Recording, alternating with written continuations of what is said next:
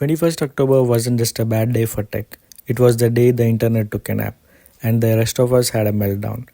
Netflix stopped streaming, PlayStation servers crashed, Reddit, Snapchat, Venmo, even half of the food delivery apps gone. People were sitting there refreshing their screens like it was the end of civilization.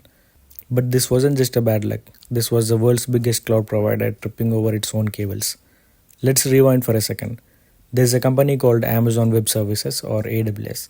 It's Amazon's lesser known sibling, the one that doesn't sell socks or kitchen gadgets, but instead runs the actual internet. Think of AWS as the landlord of digital world. Your favorite apps like Netflix, Reddit, Airbnb, DoorDash, even NASA all run space on Amazon servers. They store their data there, they run their apps there, and they trust Amazon to keep it all alive. So when AWS goes down, it's like the landlord shutting off electricity for half the city. Everything built on top of it instantly collapses. And that's exactly what happened. One of the Amazon's biggest data hubs, the US Eastern region in Virginia, had a DNS meltdown. Now, DNS is the internet's phone book. It tells your app where to find its database, servers, and all the bits that make it work. But for a few terrifying hours, the internet's phone book forgot where everyone lived. So apps started asking, "Hey AWS, where's my database?" And AWS said, "No clue, bro." That one glitch sent 2000 plus apps into total chaos. Games froze, payments failed, people couldn't even order food.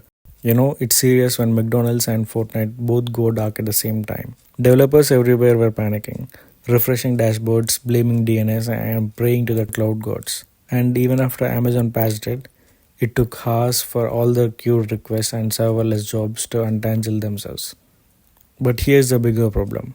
It's not just about one outrage. It's about how fragile the modern internet actually is.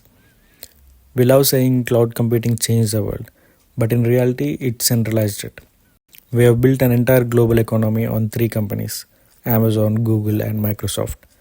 They own the servers, the storage, the backbone. So when one region sneezes, the rest of the internet catches pneumonia.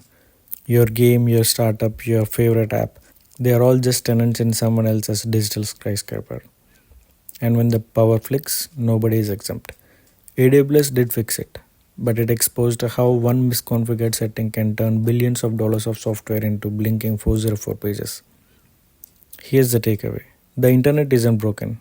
It's just too centralized for its own good. So next time someone says my app runs on cloud, remember the cloud is just someone else's computer. And when the computer crashes, so does the half the planet.